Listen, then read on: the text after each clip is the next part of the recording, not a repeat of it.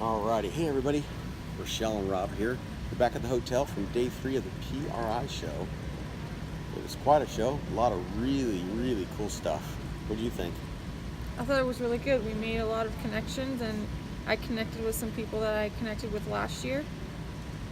It was good to see some of those folks. I wasn't here last year, so to see them recognize you and interest in what we were doing last year and how our season went. So that was fun. It was fun to see the people and reconnect with them.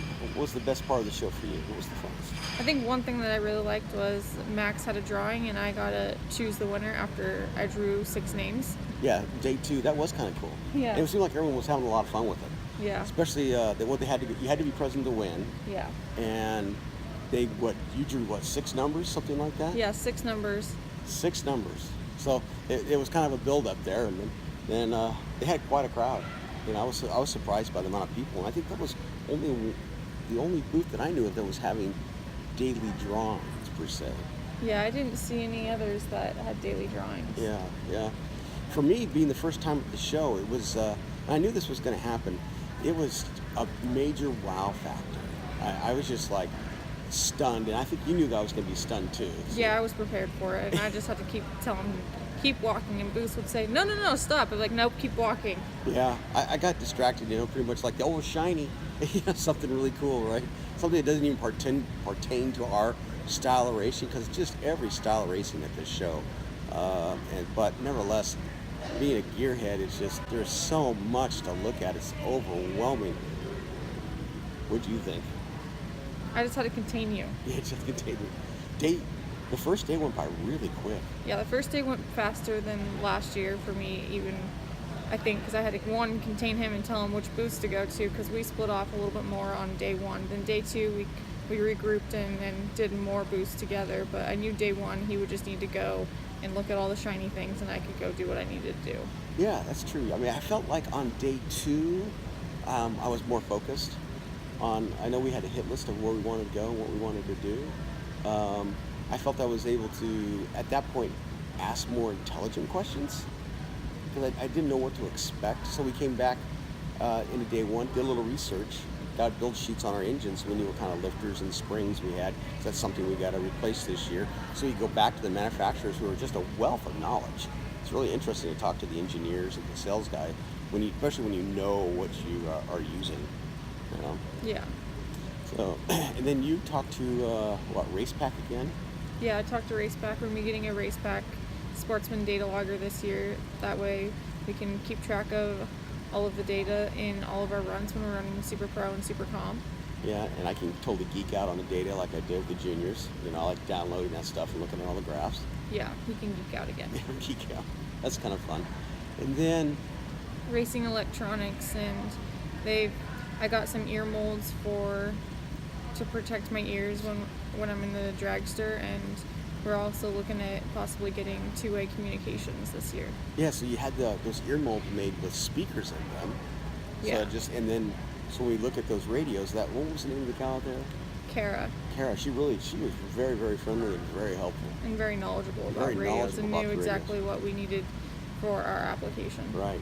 And she suggested 2 different packages depending on our application, and if one didn't work, or should we have a radio go bad because of vibration in the car, we could upgrade to one radio they'd still communicate with. Yeah. So she suggested some ways to contain cost if that was something we were concerned about. We did talk to the valve spring guys, and they have the valve spring that we're using, but they have a new coating, and it makes the valve springs last a little bit longer. Right, it dissipates heat. It was kind of interesting though, because it's almost adds about 60% cost. So yeah. It's kind of one of those trade-offs. I think we are planning on changing valve springs every 100 runs. So do you really want to put that additional money in? We'll have to ponder that some more. And who else did we talk to? The shock guys. Yeah, and we found out that our shocks haven't been produced in about 10 years, and I kind of had the same kind of thing with my wheels. WELD wheels, they told me that my wheels are nostalgic. They hadn't been produced since the car was built in 2001. So, now what's the name of the shocks we have? Do you remember? without looking at AFCO Racing. AFCO Racing. Those guys were great too. We talked to two gentlemen, and they took a keen interest in in you and your car and our shocks, and they offered us a buyback program. If we wanted to send those shocks in, they would give us a credit towards a new set. So it's something we're contemplating. Although we don't, you gotta think where we want to spend our money. But I think shocks are on the list, but just maybe 3/4 of the way down the list. Yeah, not in the top 5. Yeah, not in the top 5. We got to do the maintenance first. Yeah. Right, exactly. Oh, we talked to A1 out of Portland. Yeah. And we talked to, I want to say Adam. That wasn't. Yes. Was Adam? It was Adam. Yeah, he was great too. So he took time. He's going to be the one who does our transmission refresh because we're due for a refresh and we need to recertify our transmission case. Yep. And so we'll probably put some maintenance parts and pieces in there as well. And Adam's going to take a look. I think we're going to send the converter in too and have him cut that apart and go through that as well. Just because we don't know what's in it, so it'd be good to know. And we also would know that the whole thing's fresh. Yeah. And so, and then we went and talked to Lucas Oil. Yeah. And they suggested that we run a semi-synthetic. Mm-hmm. And right now we just have regular conventional oil in the motor. Yeah. But we're going to put a semi-synthetic into the motor. We've been running synthetic in all of our race motors, and so we're just going to continue to go with Lucas. But a semi-synthetic and the dragster is what they recommended. And again, a little bit of a cost containment. Mainly, so I think we have 8 quarts of oil in that. So, something like that. We're not 100% sure how many quarts are in it. We haven't drained it yet. Yeah. We have every 25 passes. Yeah, and we didn't put 25 passes on it. Yeah, we didn't put 25 passes, but the motor had fresh oil in it when we got it, so we didn't even need to change it. Yeah, it's true. And let's see, what else was in there that we saw? I mean, lots of fire suit manufacturers, helmet manufacturers, a lot of every type of racing you can imagine. We talked to Simpson on day 1 about my helmet because I've been getting real big airflow up the helmet, and it started to lift off my face, which is not a good thing at all because it would prevent me from seeing. And it's very tight and it's still lifting, so we're going to send my helmet back to Simpson, and they're going to put a chin flap on it, and that'll prevent it from doing that. Yeah, what was that gal's name? You remember that gal's name? I don't remember her But name. she was really helpful too. Yeah, she really took good interest in the problem and sort of stuff, how a good fitting helmet should fit. And you had a picture of you in your car with the helmet on, and she said that it was that my helmet looked like it fit. It wasn't too big, but she told us to go home and do the test that she did on me with some of the helmets. And if it does certain things, then I might have a too small or too big of a helmet, and then we might need to replace it. Yeah, we kept her card, and she was like, "Call me direct." Yeah. So we could send the helmet in, and they're pretty quick turnaround. It's just a flap that goes underneath your chin here. The idea is to reduce the amount of air that's going up in your helmet, because your solution right now is just to put your head down, right? Yeah. So the wind goes over the top, So that was I mean, I was impressed by the time she took and the interest she took. So these manufacturers are definitely interested in the racer and at this show. That's for sure. Now Friday, the second day, super busy. So you had to be patient, and you pretty much needed to know exactly where you wanted to go. It really wasn't a day to just walk around and go, "Oh, shiny! Look!" Yeah. But you had to be patient. And then today, last day, of course, being tired, like we talked about this morning. I thought if we only did 2 days, I would have felt that we wouldn't have accomplished our mission. I still think we could have done just 2 days because there was some booths that we said, well, we'll come back on Saturday and just go back to some of the booths that we went to on Friday and just reconnect with them one last time before we head home.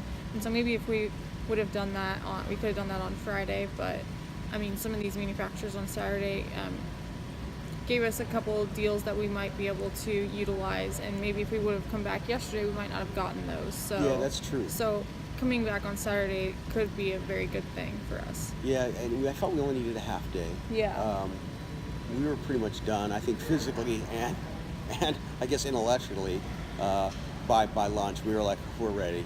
Yeah. But you're right there, and we were talking to the folks. They seemed you know, having seen us a couple of times, knowing that we're serious about their products and we are going to use their products, to give us a little extra deal, Yeah. which is nice. That's what it's all about. And of course, we promote their products Yeah. online and on our cars. So overall, I think it was a pretty good show. I'm looking forward to coming back next year. I'm Yeah. hoping we can. Hopefully for sure. we can come back.